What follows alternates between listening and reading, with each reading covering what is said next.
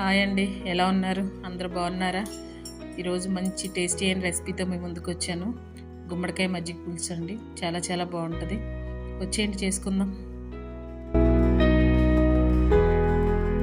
2 స్పూన్లు పెసరపప్పు, 1 స్పూన్ బియ్యం 1 గంట ముందు నానబెట్టుకోవాలండి. గుమ్మడికాయ శుభ్రంగా కడుక్కుని గిన్నెలో వేసుకోవాలండి. తర్వాత మీడియం సైజు 2 ఉల్లిపాయలు తీసుకుని ముక్కలుగా కట్ చేసుకోవాలి. అంటే ఉల్లిపాయలు పెద్ద ముక్కలుగా 4 ముక్కలుగానే కట్ చేసుకోవాలి, మరి చిన్న చిన్నగా వద్దండి.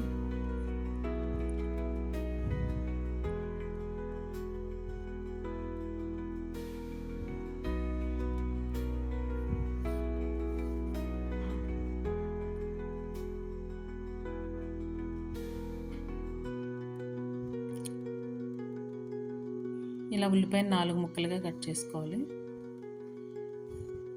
మరీ చిన్నగా వద్దండి.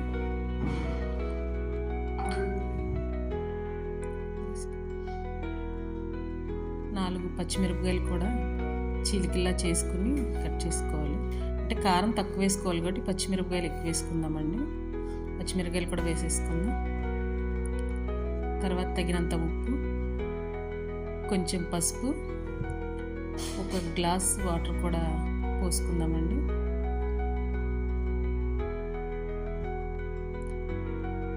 మూత పెట్టేసుకుని ఉడకనిద్దాం. ఒక 10 మినిట్స్ లోపే ఉడికిపోతాయండి. చూసుకుంటూ ఉండాలి మధ్య మధ్యలో. నేను తీసుకునే గుమ్మడికాయ ముక్కలకి 1/2 లీటర్ పెరుగు పట్టిందండి. 1 గ్లాసున్నర దాకా వాటర్ పోసి మజ్జిగ మిషన్తో చిలుక్కుందాం. మజ్జిగ మరీ పల్చగా ఉండకూడదు, చిక్కగా ఉండకూడదండి, చూసుకోండి. ఇలా మజ్జిగ చేసి పక్కన పెట్టుకుందాం.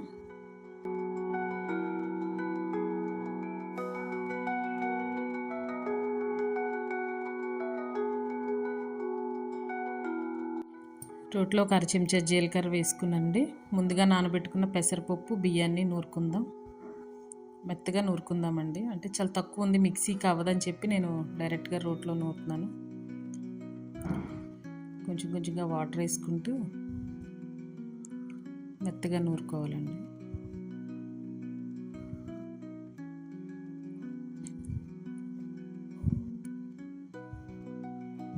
ఈ విధంగా నూరుకున్న తర్వాత గిన్నెలోకి తీసేసుకుందాం. ఇలా మెత్తగా నూరుకున్న దాన్ని మజ్జిగలో కలుపుకోవాలండి. ఈ పిండినంతా మజ్జిగలో కలుపుకొని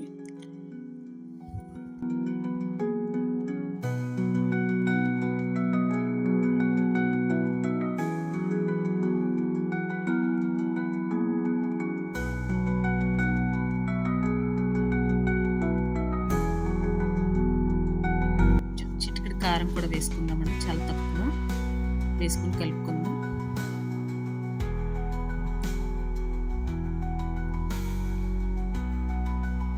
ముక్క ఉడికిందేమో ఒకసారి చెక్ చేద్దామండి. బాగా మెత్తగా ఉడికిపోవాలి. మజ్జిగ పోసిన తర్వాత మీకైతే ముక్క ఉడకదండి. అలా చెక్ చేసుకుని మెత్తగా ఉడికిపోయింది, ఇలా సరిపోతుందండి.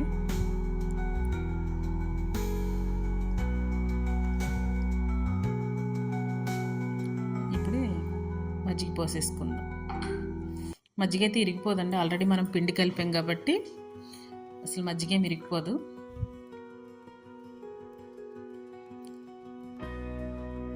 అలా తిప్పుకొని కొంచెం ఉప్పు ఇప్పుడే చెక్ చేసుకోవాలి. అడుగు నుంచి తిప్పేసి ఒకసారి ఉప్పు చెక్ చేస్తుంది. కొంచెం కరివేపాకు. మీరు మజ్జిగ పోసిన కాంచి గట్టి పెట్టి తిప్పుతూనే ఉండాలండి, లేకపోతే అడుగంటేస్తుంది. సిమ్ చేసుకుంటూ ఐ చేసుకుంటూ దాన్ని ఈ విధంగా ఉడికించుకోవాలి. చాలా అంటే చాలా టేస్ట్గా ఉంటుంది. ఒకసారి ట్రై చేయండి. గుమ్మడికాయ తింటే చాలామంది భయపడిపోతారు, కానీ చాలా మంచిది. సంవత్సరంలో 1-2 సార్లు తింటే చాలా హెల్త్కి కూడా చాలా మంచిది. అందులో ఈ కూర ఇంకా మంచిది. అదిగోండి, అలా ఈ టైప్గా ఉన్నప్పుడే మనం స్టవ్ ఆఫ్ చేసుకుని మంచిగా తాలింపు వేసుకుందామండి.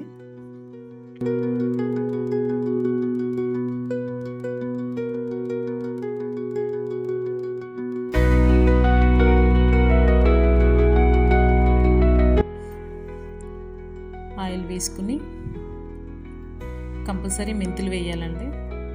మెంతులు వేస్తేనే టేస్ట్ వస్తుంది ఈ కర్రీకి. మెంతులు వేగిన తర్వాత కొంచెం మెంతులు దోరగా వేగిన తర్వాత వెల్లుల్లిపాయ వేసుకుందాం.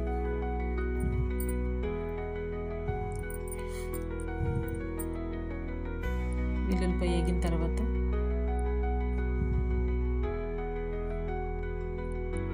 కొంచెం ఆవాలు, కొంచెం జీలకర్ర,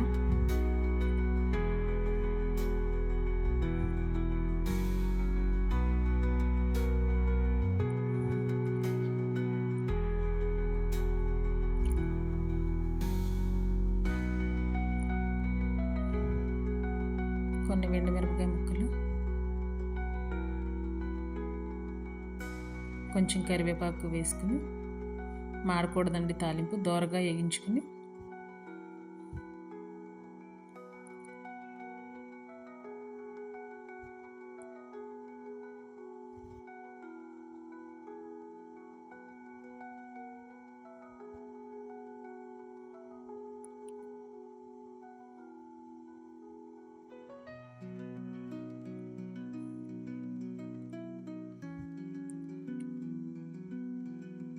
ఇలా వేగితే సరిపోద్దండి. ఇప్పుడు మజ్జిగలో వేసేసుకుందాం.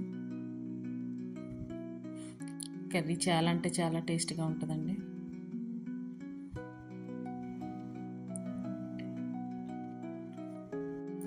కొంచెం కొత్తిమీర కూడా వేసుకుందామండి. అంతే, టేస్టీ అయినా గుమ్మడికాయ మజ్జిగ పులుసు రెడీ అయిపోయినట్టే. దీనికి కాంబినేషన్గా మంచి గుడ్డు ఫ్రై చేసుకుందామండి.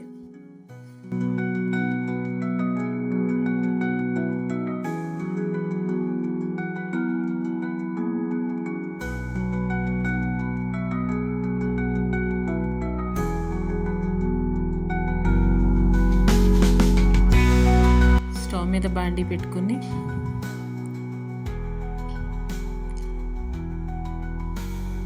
తగినంత ఆయిల్ పోసుకుందామండి. ఉల్లిపాయ ఆగడానికి కావాల్సినంత.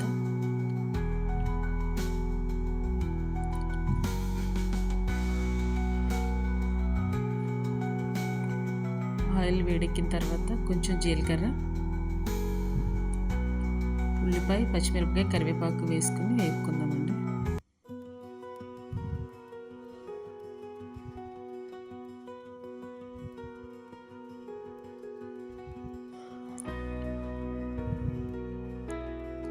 ఉల్లిపాయ గోల్డ్ కలర్ వచ్చే వరకు వేపుకుందామండి.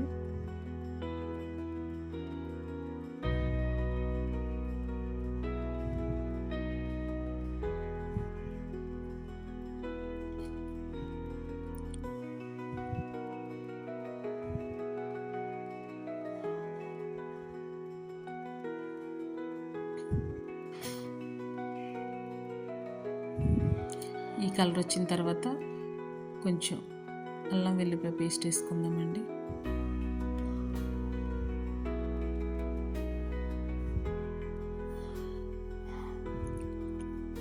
అల్లం వెల్లుల్లిపాయ కూడా కొంచెం పచ్చివాసన పోయేదాకా వేయించుకోవాలి.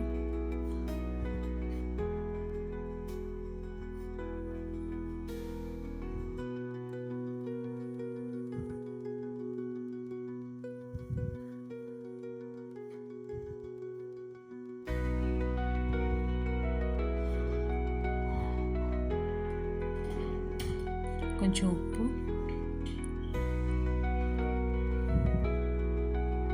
రుచికి తగినంత ఉప్పు, కొంచెం పసుపు,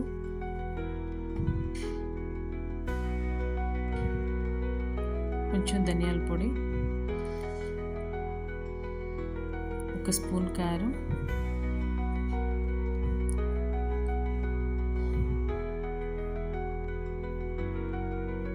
కొంచెం గరం మసాలా. ఇవన్నీ వేసుకున్నాక బాగా కలుపుకోవాలి.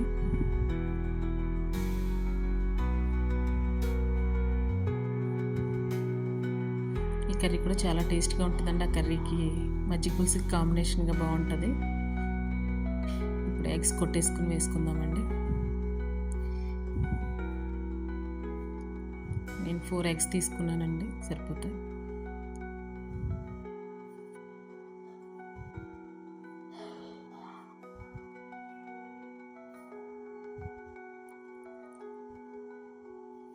నేను తీసుకున్న 4 ఎగ్స్కి ఆనియన్స్ అయితే సరిపోతుందండి కరెక్ట్గా.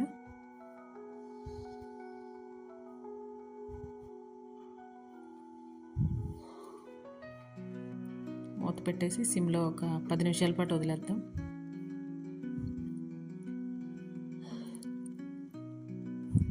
తర్వాత ఇట్లా దానికి కట్ చేసి ఇట్లా తిరగేసుకోవాలండి.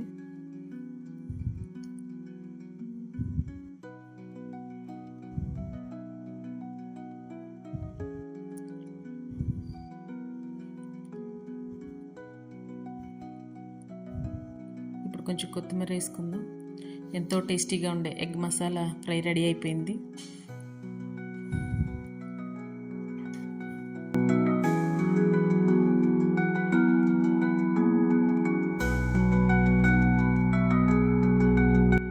నా వీడియో కనుక నచ్చినట్టయితే లైక్ చేయండి, షేర్ చేయండి, సబ్స్క్రైబ్ చేసుకోండి. Okay, thank you.